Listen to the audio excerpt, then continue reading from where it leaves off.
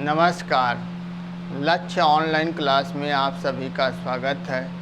आज हम सामान्य ज्ञान से संबंधित महत्वपूर्ण प्रश्न का हल करेंगे। सामान्य ज्ञान के महत्वपूर्ण प्रश्न। प्रश्न पहला, भूमध्य रेखा के समानांतर कौन सी रेखा है? समानांतर मतलब होता है बराबर, भूमध्य रेखा के बराबर। भूमध्य रेखा को और क्या बोलते हैं अपन? विषुवत रेखा, है ना। ऑप्शन में क्या दिया देखो, देशांतर रेखा, अक्षांश रेखा, ग्रीनविच रेखा और चौथा ऑप्शन है अंतर्राष्ट्रीय तिथि रेखा, है ना। तो देशांतर रेखा तो शून्य अंश देशांतर है, ऊपर से नीचे वाली रेखा है उसको देशांतर बोलते हैं। अक्षांश रेखा किसको बोलते हैं? दाएं से बाएं वाली जो रेखा है उसको अक्षांश रेखा कहते हैं। ग्रीनविच रेखा, ग्रीनविच रेखा से देखेंगे तो मानक समय रेखा गुजरती है, और अंतर्राष्ट्रीय तिथि रेखा से भी देखेंगे तो कौन सा रेखा गुजरती है? मतलब ग्रीनविच रेखा समय रेखा गुजरती है। तो आंसर क्या आएगा? भूमध्य रेखा के समानांतर मतलब बराबर अक्षांश रेखा गुजरती है। अक्षांश रेखा को और क्या बोलते हैं अपन? विषुवत रेखा कहा जाता है ना। प्रश्न क्रमांक दूसरा, भारत की कानून की सर्वोच्च संस्था कौन सी है ना। ऑप्शन क्या क्या दिया है? संसद। संसद क्या करता है? देखो, संसद कानून बनाने का काम करता है। दूसरा, उच्च न्यायालय। उच्च न्यायालय राज्यों में होते, प्रत्येक राज्यों में एक एक उच्च न्यायालय का गठन किया गया है। तीसरा ऑप्शन में दिया है सर्वोच्च न्यायालय। सर्वोच्च न्यायालय सबसे ऊपर का न्यायालय है, जो कहाँ स्थित है? दिल्ली में स्थित है। और चौथा ऑप्शन में दिया है विधानसभा। ये कहाँ होता है? राज्यों में होता है, जिसको हम लोग निम्न सदन कहते हैं, है ना। तो भारत की कानून का सर्वोच्च संस्था मतलब उसकी रक्षा कौन करता है बोला है ना। तो कौन करेगा? आपका सर्वोच्च न्यायालय। सर्वोच्च न्यायालय सबसे ऊपर का न्यायालय है, जिसको हम सुप्रीम कोर्ट भी कहते हैं, सर्वोच्च न्यायालय भी कहते हैं और उच्चतम न्यायालय भी कहते हैं। प्रश्न क्रमांक तीसरा, भारत में प्रथम रेलगाड़ी मुंबई से कहाँ के लिए चली थी? प्रश्न में दिया है भारत में प्रथम रेलगाड़ी मुंबई से कहाँ के लिए चलाई गई, है ना। तो भारत में प्रथम रेलगाड़ी कब चला था ये तो पहले पता होना चाहिए हमको ना। तो 16 अप्रैल 1853 को भारत में पहली रेलगाड़ी चली थी। 16 अप्रैल 1853 को, है ना। तो दो शहरों के बीच में चली थी। एक तो देखिए मुंबई शहर है, और दूसरा जो शहर है ठाणे। ठाणे जो शहर है वो भी महाराष्ट्र का। तो दो शहरों के बीच चलाई गई थी, मुंबई और ठाणे के बीच भारत में प्रथम रेलगाड़ी चलाई गई थी, है ना। सूरत शहर है वो गुजरात में है, जो सूती वस्त्र के लिए प्रसिद्ध है ना। पूना शहर है वो महाराष्ट्र में स्थित है, और दिल्ली देखेंगे तो क्या है? देश की राजधानी, है ना। तो तीनों आंसर गलत है, और आंसर सही क्या है? ठाणे। ठाणे महाराष्ट्र का शहर है। तो मुंबई और ठाणे के बीच पहली रेलगाड़ी चलाई गई थी। प्रश्न क्रमांक 4, मरुस्थल में कैसी मिट्टी पाई जाती है? मरुस्थल, मरुस्थल किसको कहते हैं? जिसको रेत वाले भूभाग को हम क्या कहते हैं? मरुस्थल। जहाँ पर रेत ज़्यादा होता है, रेत के कण पाए जाते हैं, उसको क्या बोलते हैं अपन? मरुस्थल कहा जाता है। तो आंसर देखेंगे तो क्या होगा इसमें? ऑप्शन में देखें पहले बालू रेत, दूसरा है आपका जलोढ़। जलोढ़ किसके कहते हैं? जल के द्वारा लाया गया या नदी के द्वारा लाया गया मिट्टी को क्या कहा जाता है? जलोढ़ कहा जाता है। काली मिट्टी जो लावा से निर्मित है, ज्वालामुखी से निकलने वाली मिट्टी को क्या कहा जाता है? काली मिट्टी कहा जाता है। लाल पीली मिट्टी, जिसको हम लोग देखेंगे तो गांव में भी या देखेंगे भाटा भूमि कहा जाता है ना। भाटा वाले भूमि को लाल, पीली कंकड़ वाली मिट्टी को लाल पीली मिट्टी कहा जाता है। तो मरुस्थल वाला जो मिट्टी किसमें होगा? बालू रेत। बालू रेत वाली जो मिट्टी को क्या कहते हैं हम? मरुस्थल मिट्टी कहा जाता है, या मरुस्थली वाली मिट्टी कहा जाता है। और मरुस्थल में ज़्यादातर देखेंगे तो रेत पाया जाता है। जैसे हम देखेंगे थार का मरुस्थल, सहारा का मरुस्थल, जिसमें देखेंगे तो कैसे वृक्ष पाए जाते हैं? जो कटीलेदार वृक्ष पाए जाते हैं। उदाहरण जैसे देखेंगे मरुस्थल मिट्टी में देखेंगे तो नागफनी इसके उदाहरण आता है, कैक्टस इस प्रकार से उदाहरण आता है। प्रश्न क्रमांक 4, चीन ने भारत पर कब आक्रमण किया था, है ना। तो ऑप्शन देखेंगे तो 1961 दिया हुआ है, 1965 दिया हुआ है, 1971 दिया हुआ है और 1962। तो 1962 इसका सही आंसर है, जब भारत और चीन का एक ही बार युद्ध हुआ था, है ना, 1962 में, जिसमें देखेंगे तो भारत और चीन का युद्ध हुआ था, जिसमें चीन विजयी रहा था, है ना। फिर आते हैं 1965 में, देखेंगे भारत पाकिस्तान का पहला युद्ध हुआ था। भारत पाकिस्तान का पहला युद्ध 1965 में। फिर भारत पाकिस्तान का दूसरा युद्ध 1971 में हुआ था। और 1961 का दिया है, जिसमें देखेंगे तो भारत का गोवा राज्य है वो पुर्तगालियों के अधिकार में था 1961 में। तो 1961 में वो भारत से पुर्तगालियों से क्या हुआ, अलग स्वतंत्र हुआ। स्वतंत्र होकर के भारत के एक नए राज्य भारतीय राज्यों में विलय हुआ। तब वो भारत का वो 25वां राज्य बना था, गोवा, है ना। गोवा भारत का कौन सा नंबर का 25वां राज्य बना था, है ना। तो 1961 का जो समय वो गोवा एक स्वतंत्र राज्य बना था, है ना, और भारतीय राज्यों में विलय हुआ था। तो भारत और चीन का आक्रमण कब हुआ था, 1962, वो सही आंसर है। प्रश्न क्रमांक 6 में देखेंगे, प्रथम विश्व युद्ध कब आरंभ हुआ, है ना। अब तक देखेंगे तो 2 ही बार विश्व युद्ध हुआ है। पहला देखिए आरंभ पूछा है इसमें ना, प्रथम विश्व युद्ध कब आरंभ हुआ था। ऑप्शन क्या किया दिया है, 1914, 1918, 1939, 1945। प्रथम विश्व युद्ध देखेंगे तो स्टार्ट हुआ था 1914 में से 18 तक चला था, 1914 से 18 तक। और दूसरा युद्ध हुआ था जिसमें देखेंगे 1939 से 1945 तक चला था, है ना। तो इसमें देखेंगे पहला युद्ध प्रारंभ कब हुआ था, 1914 में चालू हुआ था और 1918 में समाप्त हुआ था। इसमें लगभग 37 देश भाग लिए थे, 37 देश भाग, है ना। दूसरा विश्व युद्ध देखेंगे तो आरंभ हुआ था 1939 में और 1945 में समाप्त हुआ था। इसमें लगभग 61 देश 61 देश भाग लिए थे, है ना। तो इसमें प्रश्न में ये पूछा था, प्रथम विश्व युद्ध कब आरंभ हुआ था। आरंभ शुरुआत कब हुआ था, 1914, ये सही आंसर है। ठीक है, अगला आता है प्रश्न क्रमांक 7। प्रश्न क्रमांक 7 में दिया है श्रमिक दिवस कब मनाया जाता है। श्रम दिवस, है ना। श्रम दिवस देखेंगे तो मनाया जाता है, ऑप्शन में दिया पहला 1 दिसंबर।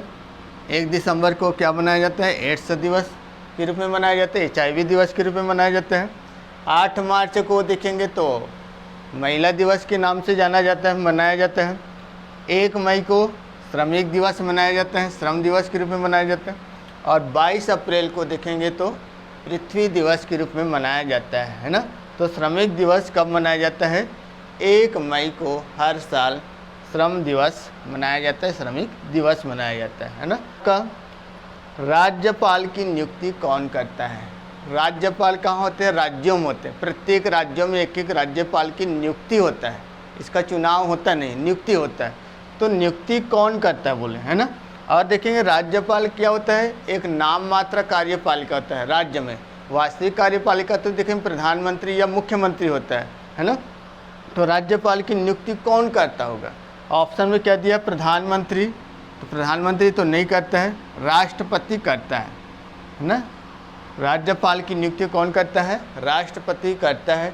उसका देखिए कार्यकाल 5 वर्ष तक हो सकता है, या तो राष्ट्रपति के प्रसाद पर्यंत तक हो सकता है, मतलब राष्ट्रपति की इच्छा तक हो सकता है। चाहे वह 1 साल रोक से के बाद हटा सकते हैं, या तो 6 साल के बाद या 7 साल, जितना भी। तो राष्ट्रपति के ऊपर निर्भर करता है ना। गृह मंत्री इसका नियुक्ति नहीं करता है और मुख्य न्यायाधीश भी इसका नियुक्ति नहीं करता। जैसे राज्यों में उच्च न्यायालय होते हैं, उच्च न्यायालय के मुख्य न्यायाधीश उसके शपथ ग्रहण करवाता है। किसका, राज्यपाल को शपथ ग्रहण कौन करवाएगा, राज्यों के उच्च न्यायालय के मुख्य न्यायाधीश की नियुक्ति करवाता है।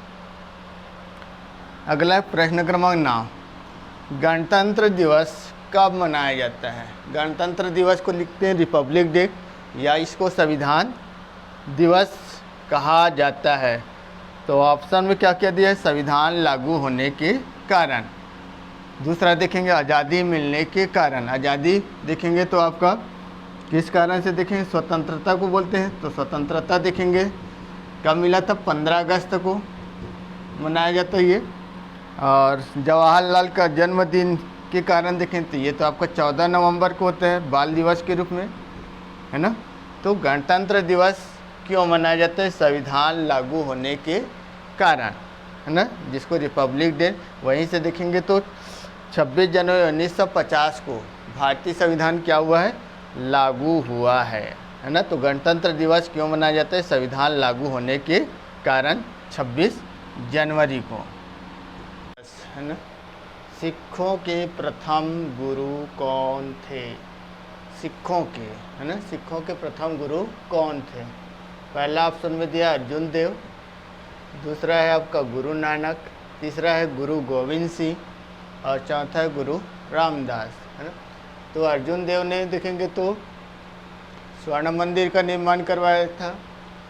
दूसरा देखेंगे तो ये 5वें गुरु थे। फिर आता है गुरु नानक, जिन्हें पहला गुरु थे, है ना, गुरु नानक, जिन्होंने सिख धर्म के संस्थापक भी कहलाता है ना। गुरु गोविंद सिंह देखेंगे तो ये 10वें गुरु थे, जिन्होंने खालसा पंथ की स्थापना किया था। और चौथे नंबर में ऑप्शन में दिया है गुरु रामदास, जिन्होंने अमृतसर शहर बसाया था। अमृतसर शहर का नाम पहले रामदासपुर था, अब उसका नाम बदल करके अभी अमृतसर शहर हो गया, है ना। तो सिखों के प्रथम गुरु कौन थे, गुरु नानक थे। फिर आता है आपका सरसों किस मौसम की फसल है। सरसों, सरसों देखेंगे तो तिलहन फसल है, तेल वाली फसल है। वो किस फसल, कौन से मौसम की फसल है। पहला खरीफ, दूसरा दिया है आपका रबी, तीसरा दिया है आपका वर्षा और तीसरा है, चौथा नंबर में दिया है जायद।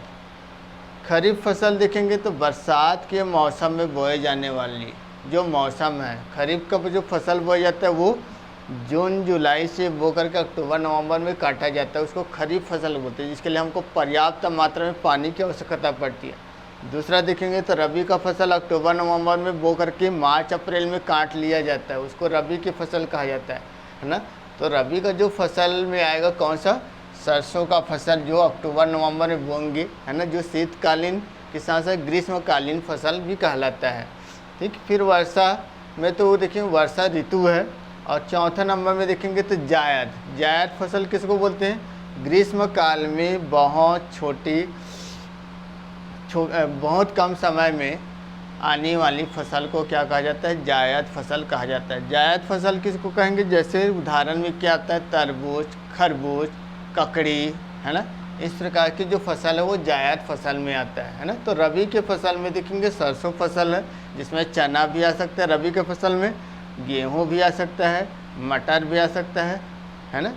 ठीक, तो ये आपका सरसों की फसल कौन सा फसल है, आपका रबी की फसल है। खरीफ की फसल में देखेंगे तो मुख्य रूप से देखेंगे धान आता है, धान, सोयाबीन, है ना, अरहर। तो ये हो गया आपका प्रश्न क्रमांक 11। फिर आता है प्रश्न क्रमांक 12 में आता है सूर्य के सबसे नज़दीक कौन सा ग्रह है ना।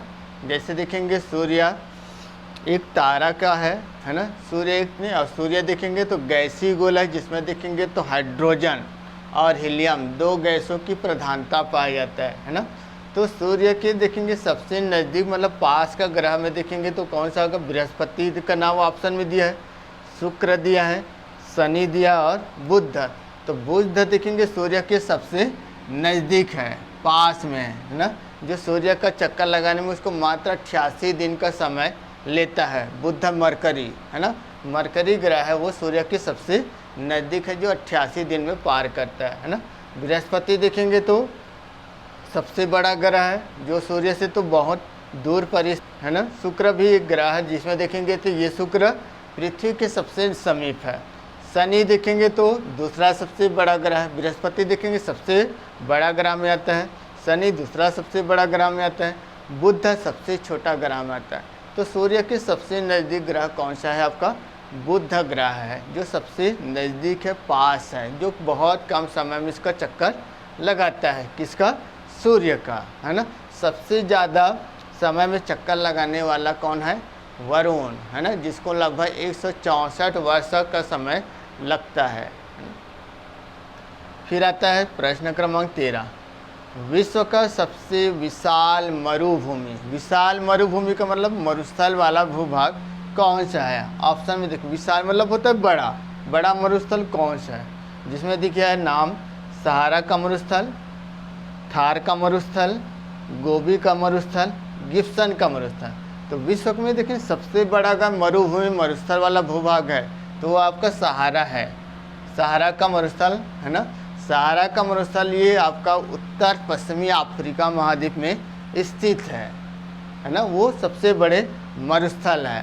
थार का मरुस्थल भारत में देखेंगे, भारत के पश्चिमी क्षेत्र में है, जिसमें देखेंगे राज्य आता है, जैसे गुजरात, पंजाब का कुछ क्षेत्र आ जाता है ना। थार का मरुस्थल भारत में स्थित है।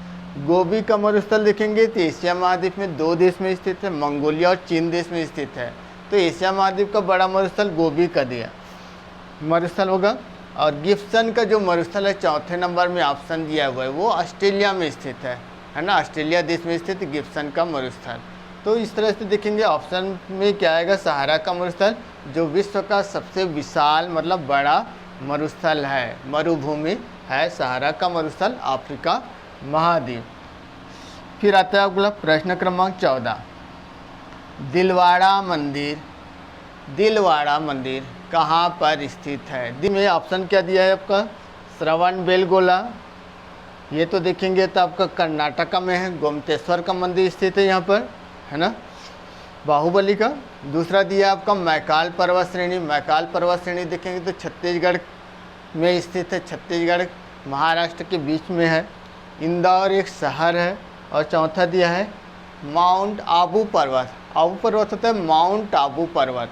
माउंट आबू पर्वत कहाँ स्थित है? देखो अरावली पर्वत में स्थित है। अरावली पर्वत भारत में है, अरावली पर्वत में ही माउंट आबू पर्वत है। माउंट आबू पर्वत के ऊपर में ही क्या है? दिलवाड़ा मंदिर। और दिलवाड़ा मंदिर है वो जैनियों से संबंधित है, जैन धर्मों से संबंधित मंदिर है ना। तो दिलवाड़ा मंदिर कहाँ स्थित है? माउंट आबू पर्वत। कौन से राज्य में? राजस्थान में स्थित है। फिर आता है आपका प्रश्न क्रमांक 15, भारत के किस राज्य में स्त्री और पुरुष का अनुपात सबसे अच्छा है? भारत के किस राज्य में स्त्री पुरुष का अनुपात सबसे अच्छा है? स्त्री पुरुष का अनुपात मतलब होता है लिंगानुपात, मतलब स्त्री और पुरुष का अनुपात, जिसमें देखेंगे तो आप पुरुष का 1000 रहेगा और महिलाओं में अंतर पाएगा। तो भारत में देखेंगे सबसे ज़्यादा लिंगानुपात वाला राज्य कौन सा है? केरल।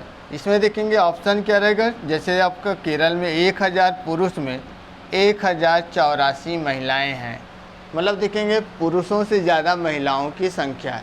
तो यहाँ पर लिंगानुपात सबसे ज़्यादा कौन सा राज्य का है? आपका केरल राज्य का है ना।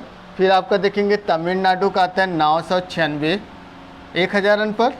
फिर आता है आपका आंध्र प्रदेश का 993 1000 पुरुष होंगे यहाँ पर भी। और छत्तीसगढ़ का देखेंगे तो 1000 अनुपात 991 है ना। तो सबसे जो भारत में देखें लिंगानुपात कौन सा राज्य में है? केरल राज्य में है, जहाँ पर देखेंगे तो स्त्री और पुरुषों का अनुपात 1000 अनुपात 1084, 1000 पुरुष है, 1084 महिलाएं हैं। फिर आता है प्रश्न क्रमांक 16, भारत के दक्षिण छोर का नाम क्या है? भारत का सबसे दक्षिणतम छोर का नाम क्या है? मतलब देखिए भारत का जो स्थल भूभाग है उसके दक्षिण छोर का नाम क्या है? जिसमें दिया आपका कन्याकुमारी। तो कन्याकुमारी तो आपका तो तमिलनाडु मुख्य भाग में स्थित है ना। और फिर आता है कालीमियर पॉइंट, ये आपका देखेंगे तो अंडमान में स्थित है। इंदिरा पॉइंट निकोबार में स्थित है। और त्रिवेंद्रम में स्थित कोल्लम दिया है वो केरल में स्थित है ना। तो देखेंगे भारत का सबसे दक्षिण छोर का नाम है इंदिरा पॉइंट। इंदिरा पॉइंट कितने अंश पर स्थित है? देखो 6 अंश 30 मिनट पर स्थित है। 6 अंश 30 मिनट, मतलब सबसे दक्षिण छोर में कोई भूभाग है भारत का तो वो कौन सा है आपका इंदिरा पॉइंट है, 6:30 पर स्थित है ना। कन्याकुमारी देखेंगे तो 8:04 पर स्थित, जहाँ से भारत का मुख्य भाग स्टार्ट होता है। ये अक्षांश रेखा के अंतर्गत है ना, अक्षांश में स्थित है ना। इंदिरा पॉइंट सबसे दक्षिणतम पर स्थित है, 6:30 पर स्थित है, जो भारत का सबसे दक्षिणतम छोर कहलाता है। प्रश्न क्रमांक 17, राज्य मंत्रिपरिषद किसके प्रति उत्तरदायी होता है? मंत्रिपरिषद मतलब देखें राज्यों में भी मंत्रिमंडल होते हैं। राज्यों में देखेंगे मुखिया कौन होता है? मुख्यमंत्री होता है। और मुख्यमंत्री के अलावा बहुत सारे लोग क्या बने होते हैं? मंत्रिपरिषद, मंत्री बने होते हैं, उसको कहा जाता है मंत्रिपरिषद, है ना। तो मंत्रिपरिषद है वो किसके प्रति उत्तरदायी होंगे, है ना। तो राज्यपाल तो देखेंगे तो नाम मात्र कार्यपालिका होता है ना। मुख्यमंत्री वास्तविक कार्यपालिका होता है। राष्ट्रपति देश का नाम मात्र कार्यपालिका होता है। और विधानसभा राज्यों के विधानसभा में होते हैं, है ना। तो जितने भी देखिए मंत्री बने होते हैं वो मुख्यमंत्री पर क्या रहता है के प्रति उत्तरदायी होते हैं। अगर मान लिया देखिए मुख्यमंत्री अगर त्यागपत्र दे देता है तो सभी मंत्रियों को अपना त्यागपत्र देना पड़ता है या देना होता है ना। तो इस तरह से जितने भी मंत्री होंगे राज्यों के, है ना, या जिस राज्य के मुख्यमंत्री, जिस राज्य के भी मंत्री होंगे वो सारे मुख्यमंत्री के प्रति उत्तरदायी होते हैं, है ना। तो मुख्यमंत्री के त्यागपत्र होने पर सभी मंत्रियों को अपना त्यागपत्र देना पड़ता है। प्रश्न क्रमांक 18 में देखें, भारतीय संविधान के प्रारूप समिति के अध्यक्ष कौन थे? भारतीय संविधान देखेंगे तो निर्मित किया गया, निर्माण किया गया, लिखित है। भारतीय संविधान लिखित भी है, निर्मित भी है। भारतीय संविधान न तो लचीला है न तो कठोर है, इसका सम्मिलित रूप है ना। और भारतीय संविधान में देखेंगे तो सबसे पहले देखेंगे तो इसमें दिया है जवाहरलाल का नाम दिया हुआ है। तो जवाहरलाल देखेंगे तो ये तो आपका नहीं था, है ना। जवाहरलाल देखेंगे तो ये मुख्य कार्यकारी अध्यक्ष के रूप में थे। राजेंद्र प्रसाद देखेंगे तो स्थायी अध्यक्ष बना था। सच्चिदानंद सिन्हा अस्थायी अध्यक्ष बना था। और BR अम्बेडकर, भीमराव अम्बेडकर वो प्रारूप समिति के अध्यक्ष थे, है ना। तो ऑप्शन क्या राइट होगा? BR अम्बेडकर भारतीय संविधान के ये निर्माता कहलाता है ना। तो भारतीय संविधान के प्रारूप समिति के अध्यक्ष कौन थे? डॉक्टर भीमराव अम्बेडकर थे, जो भारतीय संविधान के निर्माता हैं। राजेंद्र प्रसाद के बारे में पूछेंगे तो स्थायी अध्यक्ष बनाया गया था और सच्चिदानंद को अस्थायी अध्यक्ष बनाया गया था। प्रश्न क्रमांक 19, सर डॉन ब्रैडमैन कहाँ के निवासी थे? सर डॉन ब्रैडमैन का संबंध किससे है? सबसे पहले ये जानना हमको, इसका जो संबंध था वो क्रिकेट से था। इसका जो संबंध था किससे था? क्रिकेट, है ना। तो कौन सा देश के निवासी थे? तो ऑप्शन में क्या दिया है? इंग्लैंड, वेस्ट इंडीज, ऑस्ट्रेलिया, दक्षिण अफ्रीका। ऑप्शन राइट है ऑस्ट्रेलिया, है ना। ऑस्ट्रेलिया के थे सर डॉन ब्रैडमैन, जिसका टेस्ट मैच में सबसे ज़्यादा औसत था। इसका 99 औसत है, जो विश्व क्रिकेट में टेस्ट क्रिकेट में सबसे ज़्यादा औसत वाला व्यक्ति कौन था? डॉन ब्रैडमैन थे, जो मुख्यतः कहाँ के निवासी थे? ऑस्ट्रेलिया के निवासी थे। फिर आता है प्रश्न क्रमांक 20, राष्ट्रपति राज्यसभा में कितने सदस्य मनोनीत कर सकता है ना। राष्ट्रपति का दिया है राज्यसभा में कितने सदस्य मनोनीत कर सकता है। तो राज्यसभा में देखेंगे तो सदस्य संख्या तो वैसे देखेंगे कितना होता है? 245, जिसमें देखेंगे तो चुनाव होता है आपका 233 का, अप्रत्यक्ष चुनाव होता है 233 संसद का अप्रत्यक्ष चुनाव होता है। बाकी जो शेष बचता है 12 सदस्य, उसको राष्ट्रपति क्या करता है? मनोनीत करता है। किसको मनोनीत करता है? जो कला, साहित्य, विज्ञान के क्षेत्र में ख्याति प्राप्त कर चुका हो, ऐसे व्यक्ति को राष्ट्रपति 12 व्यक्ति को मनोनीत करने का अधिकार है। किसको? राष्ट्रपति को राज्यसभा में 12 सदस्य मनोनीत कर सकता है ना। और 10 सदस्य तो होता नहीं है, 5 सदस्य नहीं होता, और 2 सदस्य लोकसभा में मनोनीत कर सकता है। लोकसभा में 2 सदस्य, लोकसभा का चुनाव प्रत्यक्ष होता है, राज्यसभा का चुनाव अप्रत्यक्ष होता है, मतलब सीधा जनता के द्वारा नहीं होता राज्यसभा का चुनाव। फिर आता है प्रश्न क्रमांक 21, वर्तमान लोकसभा सदस्य संख्या कितना है? लोकसभा में देखेंगे वर्तमान में कितना सदस्य संख्या है, तो इसमें देखिए ऑप्शन में 542, फिर 552, 545 और 540।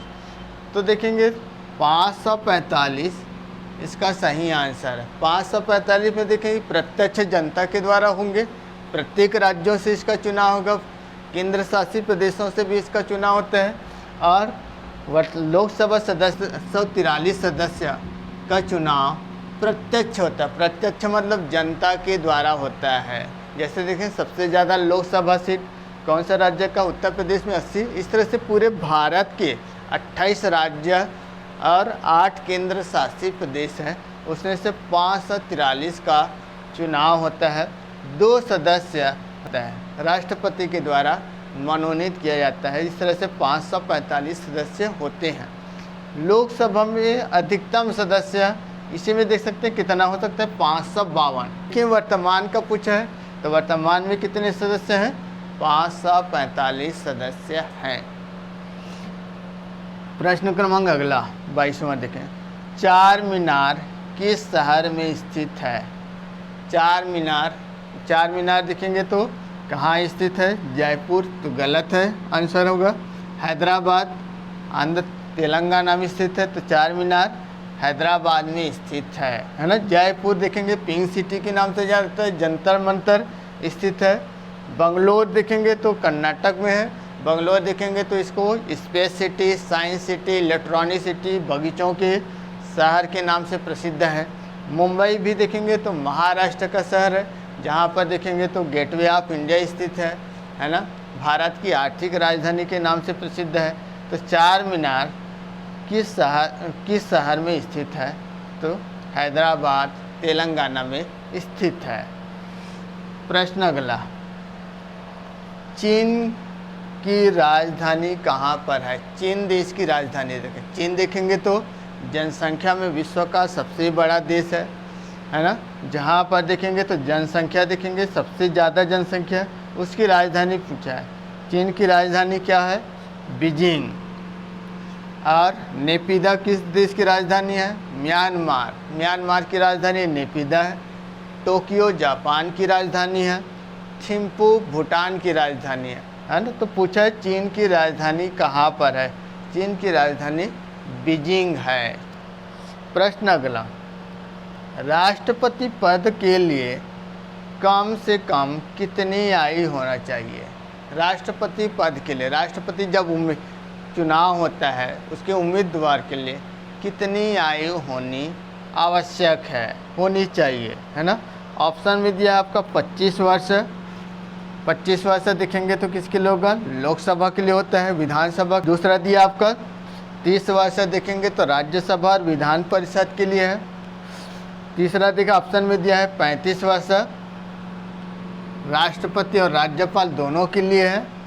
21 वर्ष किसके लिए है? आपका पंचायत चुनाव के लिए उम्मीदवार है ना। तो प्रश्न में क्या पूछा था आपका? राष्ट्रपति पद के लिए, भारत का राष्ट्रपति होता है जो सर्वोच्च पद होता है, सबसे उच्च पद होता है, उसके लिए न्यूनतम आयु कितना होना चाहिए? तो कितना होना चाहिए? 35 वर्ष होना आवश्यक है, तभी वो चुनाव लड़ सकता है ना। राष्ट्रपति का जो पद होता है वो नाम मात्र का होता है। प्रश्न 25वां, भारत में सोने की खान किस राज्य में है? सोना का खान भारत में देखेंगे, सोना के खान के लिए देखेंगे तो सबसे प्रसिद्ध कोई खान है तो कोलार का कर्नाटक का कोलार का हट्टी खान वो सबसे फेमस है। तो कर्नाटक राज्य सोने के खान के लिए प्रसिद्ध है।